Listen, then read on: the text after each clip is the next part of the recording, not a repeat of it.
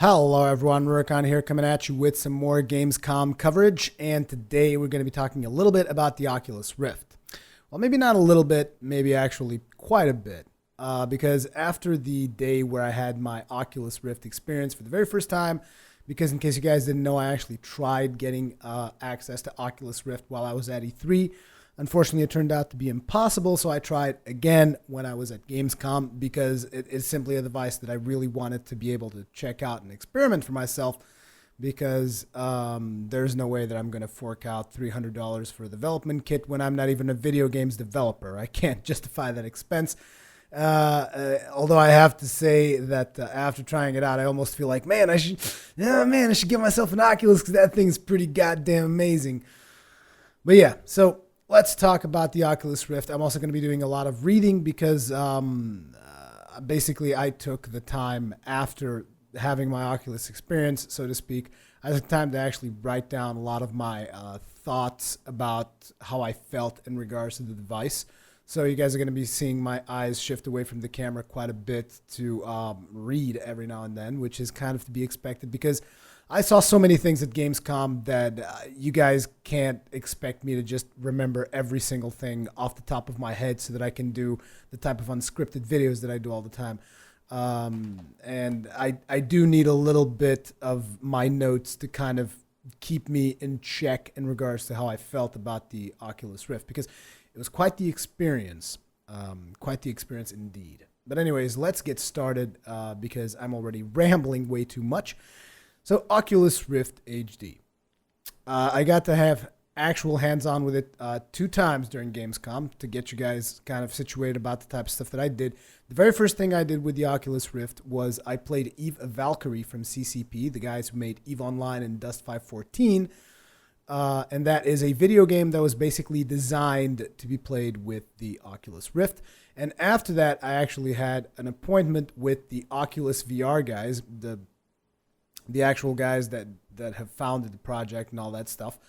And I even got to do an interview with them, which you guys will see coming to the channel pretty soon here.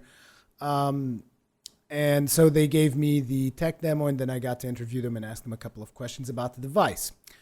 So first things first, since a lot of people are probably going to, the main point of a lot of people is going to be, man, what's the price for the Oculus Rift? What's going to be the price? Because that's usually the question that a lot of people ask me once I tell them, hey, man, I've had hands-on with the Oculus Rift. People tell me, what's it going to cost? Which is interesting because it's like, to be completely honest, out of all the questions that I had for the Oculus Rift, I always assumed that the cost was going to be something in my head. And I always just assumed by that number, and I was wrong. But it's interesting because it's something that I've never really worried myself too much about, because I never thought about even buying it. I was like, man, I don't think the Oculus Rift is for me. This was my thinking going into try out the Oculus Rift. But after trying out the Oculus Rift, my opinions have changed greatly. Like, I definitely want to try out the Oculus. I mean, not try out. I definitely want to have an Oculus Rift. But in comes the price. Their intention at the moment, and bear in mind, this is not a final price. This is not an official price announcement by Rurikon. Rurikon said it must be true. No, nothing like that. They told me in the interview that it is their goal. Remember this particular word. It is their goal to be able to sell the consumer version of the Oculus Rift at $300 or around $300. That is their goal. Now, they might reach it. They might not reach it. You just don't know, because this is all experimental technology, really. So it's basically just prototypes, and they still haven't really nailed down the final price for the product. Either way, my first impressions with the Oculus, when I first put it on, I was a little bit underwhelmed. And you guys are wondering, what do you mean? Well, the reason why I was underwhelmed is because of these. My glasses. Glasses are currently a problem with the current prototype versions of the Oculus Rift. And when I say a problem, I don't mean like, oh, you can't use the Rift if you have glasses. No. That's not the thing. What happens is that if you have glasses, you need to have glasses while you're using the Oculus Rift. And I wasn't aware of this until I spoke with the guys from Oculus VR.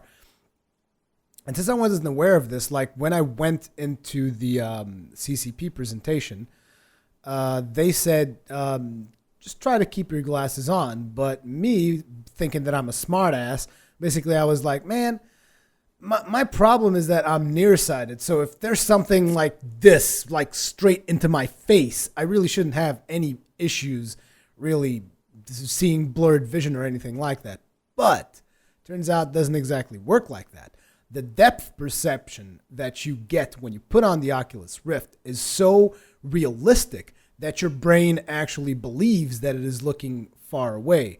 And what happens with that is that if you suffer from some kind of vision issue, like I do, which I'm slightly nearsighted, basically that translates into the Oculus. So you actually have to wear glasses in the current version of the Oculus. However, it is their final plan in regards to glasses that the final version of the Oculus, the consumer version of the Oculus HD, you will be able to regulate your prescription.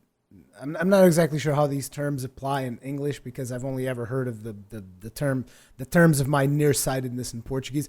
But basically, you'll be able to adjust the Oculus, or at least that once again, there's their goal, that you will be able to adjust the Oculus lenses on the final version of the Oculus Rift to your prescription, to however much deficit you have in each eye or whatever, and therefore you will not need glasses on the final consumer version of the Oculus Rift. Once again, do not quote me on that. Like I said, that is their goal. It is not confirmed as of yet. And I believe that there is also like different sets of lenses currently on the Oculus Rift. I'm not 100% sure, but I think that like you can, even with the developer kit, you can somehow regulate it to whatever your eyesight problem is. So it shouldn't really be a huge problem in the future. But it was definitely one of the reasons why I felt underwhelmed, because I got into the Oculus when I was at the CCP booth, and basically I did the whole demo a little bit blurry because, like I said, I do have that eyesight problem, so stuff was a little bit blurry for me. And there's also the fact that your body takes a while to actually adapt to be able to see with, not your body, your eyesight and your brain takes a while to adapt and be properly able to immerse yourself into the Oculus Rift. And let's be honest, in a show floor is not the best environment to fully immerse yourself into an experience like this. So I saw stuff a little bit blurry when I was at the CCP booth, and I saw stuff a little bit blurry when I was with the Oculus VR guys, because putting the Oculus VR with my glasses on is very discomforting, and my glasses would actually like my eyelids would touch the glasses and smudge a little bit, and I would see blurry anyways. But yeah, apart from that, the technology of the Oculus is definitely amazing, particularly after I got to watch it with the Oculus VR guys, because when I was at CCP, their demonstration only includes 3 minutes of hands-on, which, I mean, 3 minutes is barely any time at all to experience the device. And after being at the Oculus VR, where I actually got a little bit more time, where I was in the device, and I've had the previous experience, so my brain didn't have as much trouble processing the demo and all that stuff. The technology is definitely impressive. The Rift is a very impressive device. The immersion that you can basically get from a video game when you're on the Rift, I think it's going to be unparalleled for a long time to come. Because that is the big thing about the Rift, is the immersion. How much you can actually immerse yourself in a video game. Because, I mean, what else is there but the immersion when you put a device like that on? I mean, it goes into levels of reality that your brain will get confused. It is actually that simple. Your brain does get confused. However, there are some things that there are some things that I feel that some people might have exaggerated when they spoke about the Rift, because you hear all these things about people getting motion sickness and whatnot, and I feel that mostly a lot of those people might have not been gamers, so their brain might have a difficult time kind of distinguishing between virtual graphics, graphics that we know as gamers from, say, the Unreal Engine or the Unity engine or all the other different engines. Basically, gamers will easier know the difference between reality and video game graphics, whereas people that really don't play video games, they might have a harder time figuring that stuff out, and that might be where the motion sickness comes from and all that other stuff. When I put on the Oculus Rift, I've experienced no motion sickness, I've experienced no dizziness, I've experienced no uncomfort at all, apart from my glasses, obviously. But I've experienced nothing of what a lot of people are saying, like a lot of people saying that they fell backwards and stuff like that. Although I didn't really do the roller coaster demo, so I'm not exactly sure if I would have fallen backwards or not. But when I was in the Unreal demo, which is what the Oculus VR guys showed me, I did experience a little bit of my fear of heights. Not too much, because once again, like I said, my brain could recognize these are video game graphics. You are in a video game. This is not real life. But you still almost feel a little bit of vertigo when you actually go way up into the air and then start looking down. There was a little bit of latency when you move your head around, despite a lot of people saying there's absolutely no latency. There is a little bit. It's just barely not noticeable unless unless you're a gamer that plays a lot of video games, and that, and especially in my case, which is I also not only play a lot of video games, I do a lot of video editing and all that stuff, so I can usually tell when there's a little bit of delay or stuff like that. But here's the thing. Despite that delay, which a lot of people won't even notice it, nothing about the device, you'll never be like, oh man, it took so long, it totally blew me out of the experience. No, you just look sideways and you're looking sideways, and that's that. It's as simple as that. Let me just read a little bit here. Active volcano. Oh yeah, this was funny because when I was at the Oculus VR booth, there was a guy who approached me. This was an indie developer. Had a chat with him about a game that he's producing and something, and he wanted to check out the Oculus Rift. And so when the guys came out of the room, because it was basically my slot, the guys asked, "Oh, you mind if we give him like a crash course of the Rift?" Since the guy wanted to see the Rift, and I'm like, "No, it's fine."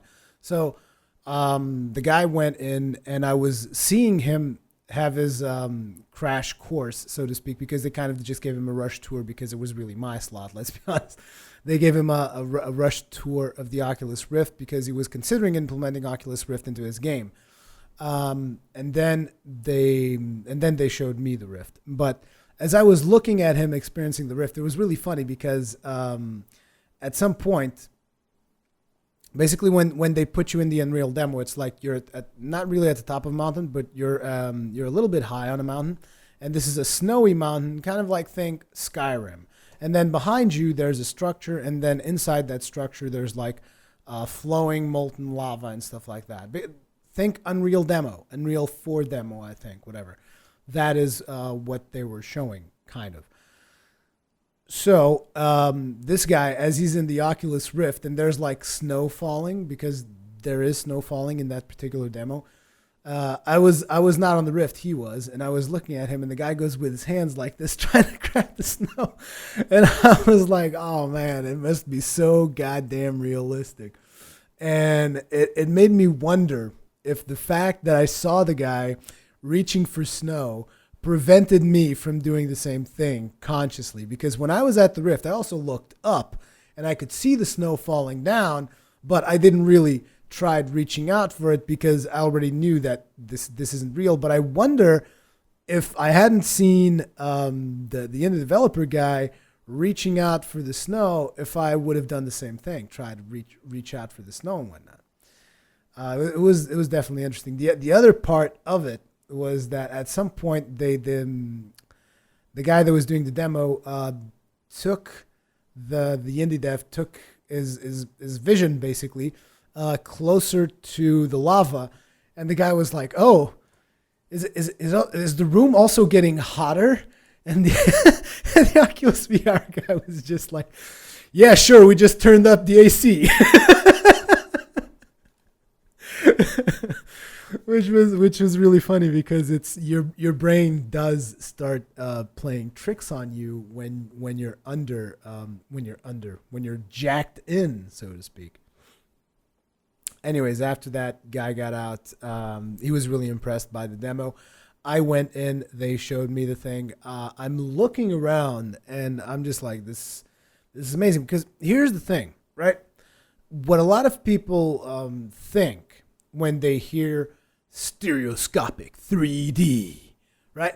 First thing you think is like, you think about Avatar, or I don't know, you might think about different things depending on your experience, but it's like, first thing on my mind is like Avatar and, the recent colored 3D flicks that have come out, as well as some 3D in video games that we've seen come out as well.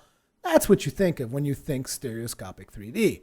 So you see this in the description of the Oculus Rift, stereoscopic 3D, and you start thinking about objects popping up and stuff like that, like a cheap fucking pop-up book. Because that, let's face it, that really is what 3D is nowadays in Hollywood movies and video games.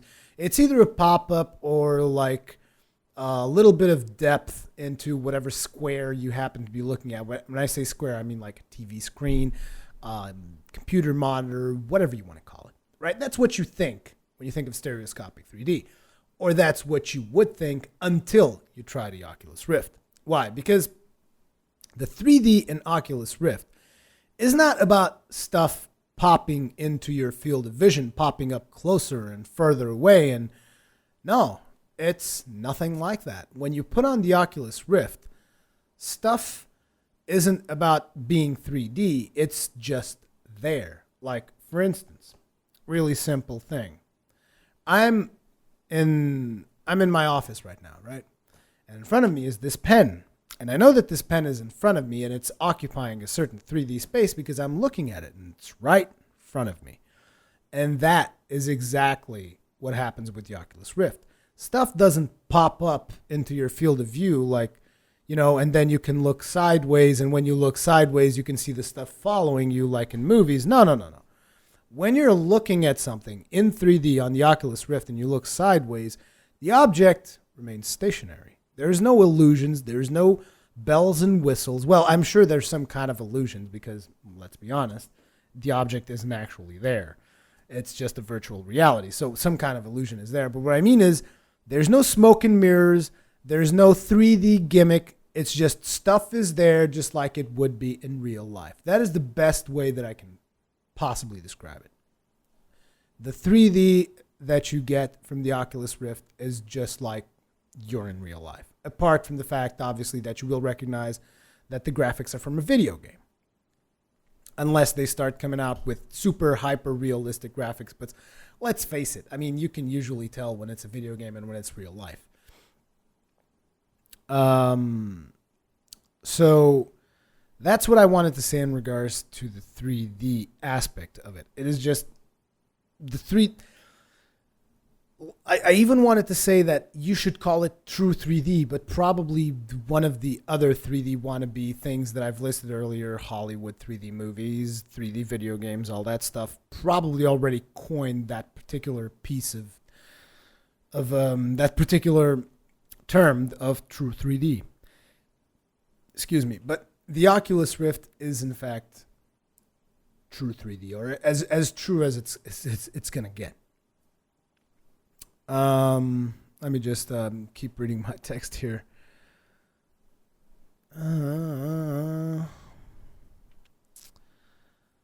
Yeah, you will get your brain will get confused. That's something that I've mentioned earlier. I want to get into a little bit more depth about that particular concept. Your brain does get confused with what's happening, which would explain the reason why the indie dev that was experiencing the Oculus before me, he felt that the room was getting hotter. Why? because of the way your brain interprets things. Like, for instance, when I was inside the cave, because there was there was a mountain and then there was a cave. In the cave, there was molten lava flowing through the cave. When I was inside that particular cave, I remember something specific, which was I looked behind because, like, you could basically look 360 degrees and you could see everything. They also gave me a controller so that I could move, and moving was really a little bit weird. Like, I didn't lose my balance or anything like that. It just felt weird because, like, your brain sees you just like moving forward at a certain speed. I wasn't going super fast or anything because they limit the speed that you can go to, but like I was going, and the guy was like, just keep going up. But like, obviously, since I play a lot of video games, there's several ways to actually move up when you're flying in a 3D environment. Like, you can either move up straight, just look wherever you're going and press forward, or you can look down and press backwards. And that's what I did. And that's when I noticed that was one of the first times I said I felt, oh, my fear of heights almost just kicked in. It didn't really kick in, but it almost kicked in, because your brain does realize, whoa, you're high up in there. Better be careful. You might fall down and die. But so that is the thing. Your brain gets confused. Something else that happened while I was in this flowing lava cave, I looked back, and behind me there was the skeleton from the Unreal 4 demo. I believe that there's some kind of skeleton there. I'm not sure if that was from the Unreal 4 demo or they placed it there. Whatever. There was a skeleton there sitting on a throne. And I remember when I looked back, I was a little bit, I didn't really jump like this, but I was a little bit like, whoa, there's a skeleton behind me. What the fuck? Your brain, it gets confused. It does start to confuse reality with the thing. But again, being a gamer will definitely help you there. And by help you, I'm not exactly sure if I should say help you, because it actually takes you away from the experience, because you can instantly recognize this is a video game. These are video game graphics. This is not real life. And whereas someone who does not have that experience will be a lot more immersed into the Oculus Rift experience. I also remember that when I was close up to the lava, I almost felt that same feeling that I heard the indie dev say, which is, oh, is the room getting hotter? I almost felt that it was a little bit hotter, but I could tell that it's not. It's just, again, it's your brain. It's messed up. It's like it's confusing all of your senses. It does confuse all of your senses. But amazingly enough, at no point have I really felt disorientated.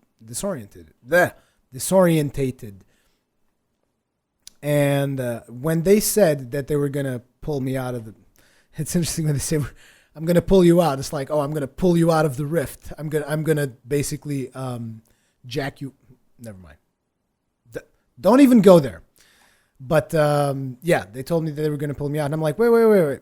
Don't do it yet. I want to do something. And when I said I want to do something, they instantly asked, oh, you want to stand?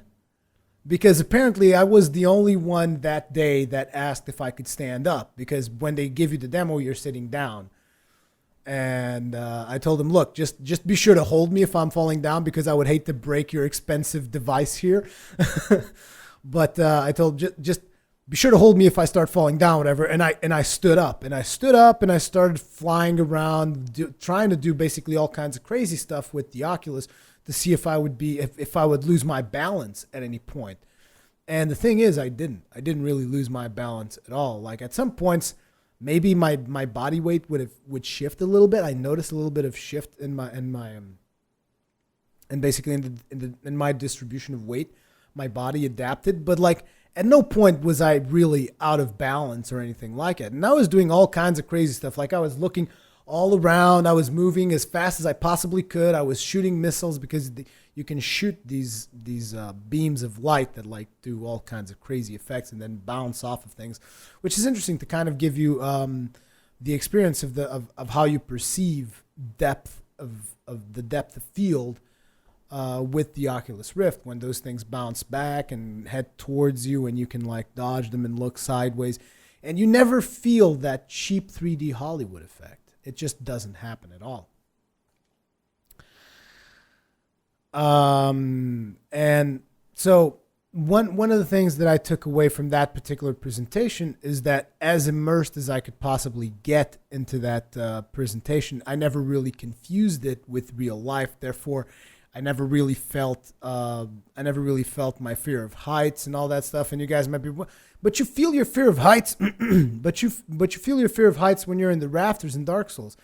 And that was what I was thinking. I'm like, so how can my fear of heights kick in when I'm immersed playing Dark Souls on a regular monitor, which is something that is not normal at all, let's face it. How can my fear of heights kick in when I'm playing Dark Souls and didn't really kick in when I'm fully immersed into this virtual world and I'm looking down? And it kicked in a little bit, but barely anything at all. Because the reason for that was this was a simulated environment.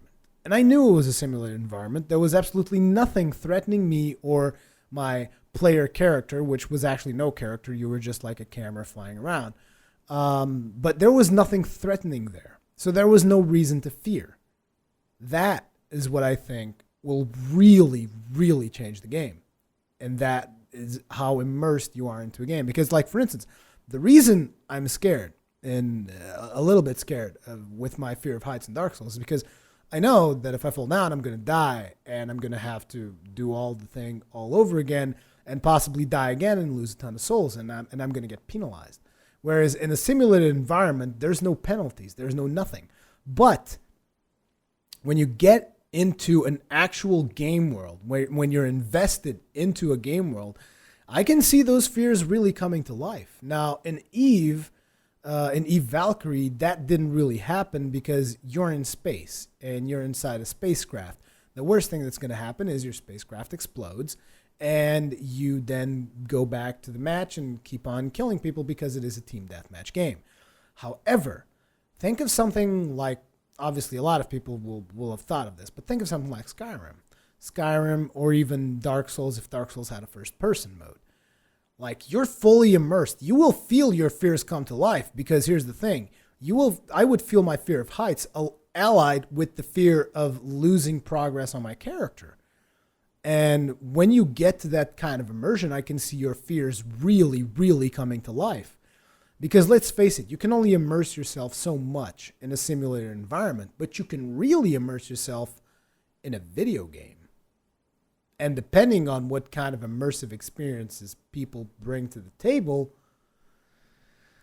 you never know what can really happen. There's definitely a lot of potential for the Oculus Rift. There is definitely a lot of potential. Now let's talk a little bit more in regards to Eve Valkyrie. So first, when I got to the CCP booth, they gave us a little bit of a presentation about Eve Online, basically the Eve game, actually. Oops, sorry about that. Then they gave me a presentation about Dust 514, and then they talked about Eve Valkyrie and how they were excited to be basically turning that project into an actual game because it wasn't a game to begin with. It was just something that they wanted to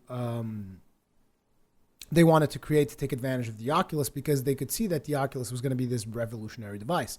So during E3, it was actually just called EVR, which was like Eve Virtual Reality, something like that. And it wasn't even a game. And then they were scared a little bit because the game actually got like awards at E3 and it wasn't even a game.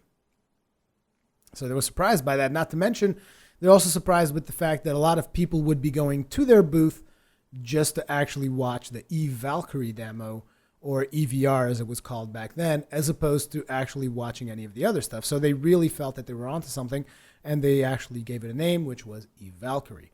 And after they gave us this little presentation, we get put in the room where they basically sit 6 people down, and they kind of explain the controls of the game. And it was interesting because it was almost like you were about to do something crazy, like a radical sport or something, and you were being briefed. Now, look, you need to count till 20 and pull these cords, okay? It was really funny, and I thought it really added to the experience of actually, it's like, we're going to go into the rift. We got to know all these things. It's going to be amazing. So it was a lot of fun. Either way, they explained the controls, and I was like, I don't really like those controls all that much, because here's how they had stuff set up. Let me let me try and put my own controller here. It was an Xbox controller, but you guys get the idea. So basically, you would use these two sticks to turn left, to actually turn your ship left and right. And I thought, that's really inefficient. And then you would use the left stick to up and down and then roll sideways. And I was like, that's so weird. Why wouldn't you just like use the right stick instead to roll and use the left stick to basically fly the ship, which would make a lot more sense. But that is the way they did it. So I would have to actually use the shoulder buttons, and this was an Xbox 360 controller. And I was like, I don't really like this particular control scheme, but whatever. Either way. So they put the Rift on me, and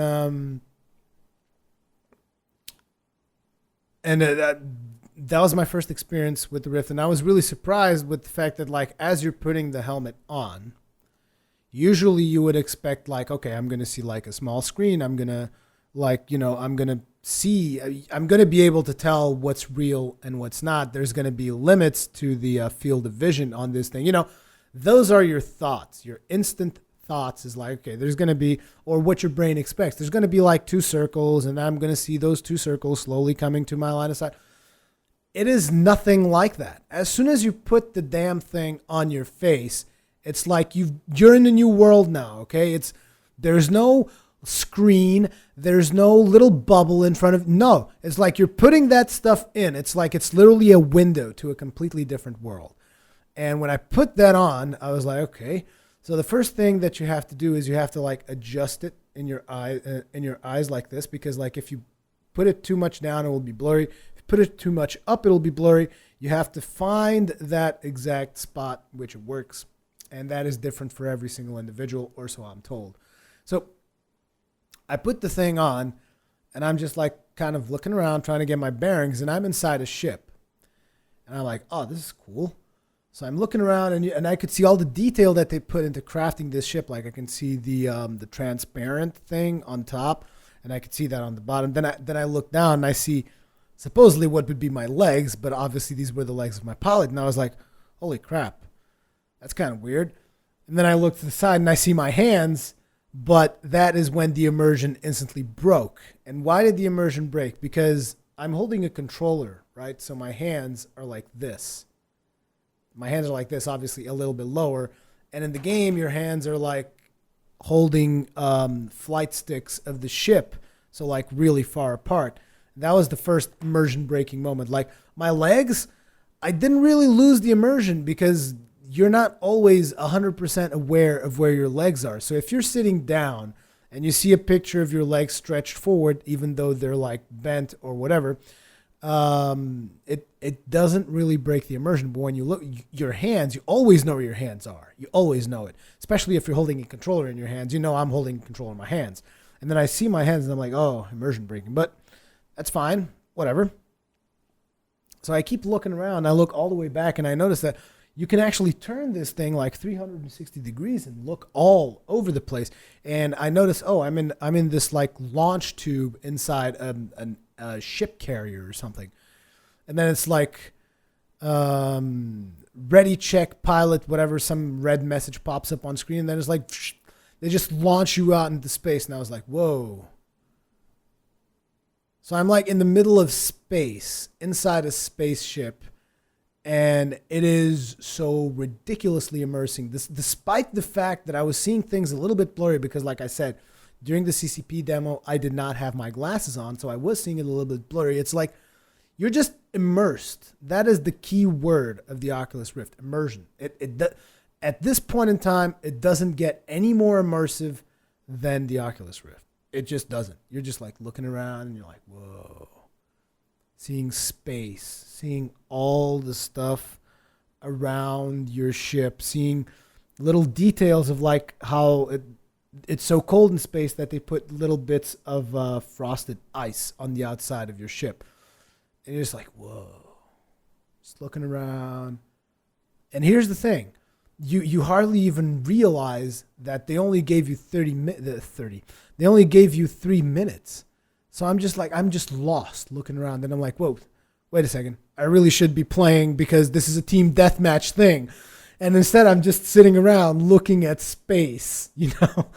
So I start moving the ship. I start using the afterburners, doing all this stuff. And I start, shooting lasers. And then finally I get to the main mechanic, which is, here's the thing. When ships are in that game, when ships are far away from you, you basically have to use your laser. You have to use the shoulder buttons to aim your ship left and right. And then you have to use the left stick to aim up or down.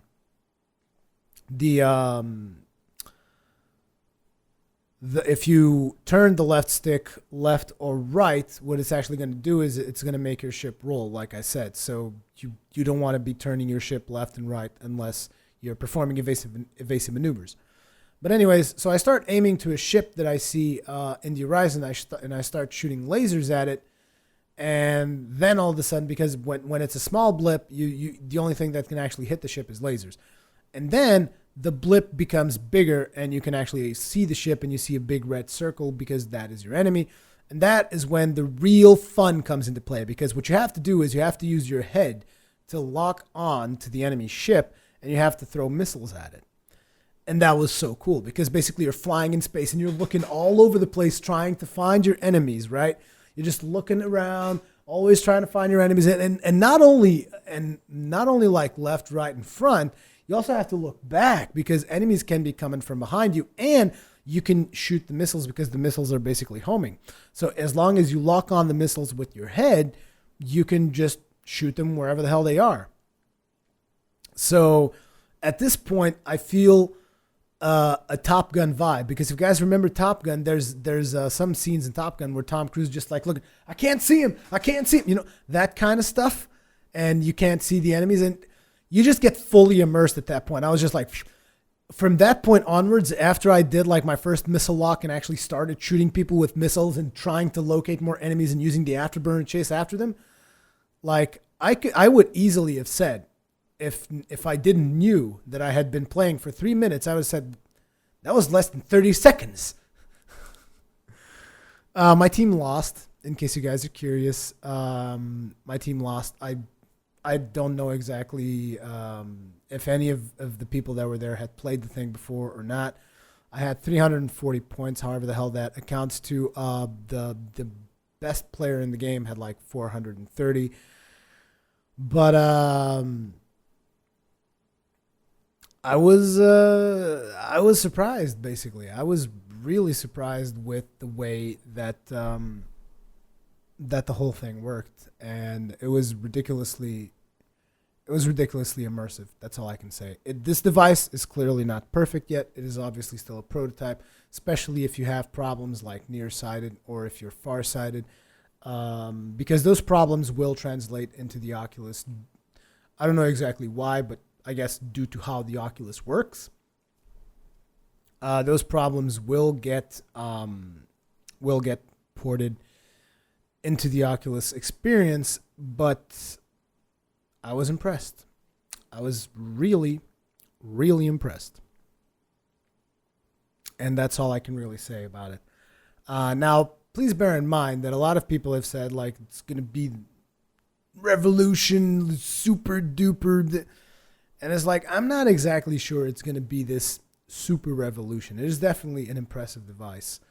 But in order for it to actually revolutionize a lot of things, it requires basically it still has a really big investment cost. And I'm not talking saying like, oh, the Oculus Rift is really expensive for what it does, but let's face it, you need a pretty powerful PC that can run games at 60 frames a second, because you need, according to what I've heard about the technology, you actually need to have those games running 60 frames a second. And a lot of people might say, oh, and it's 60 frames a second on 2 screens because it's 1 screen for each eye.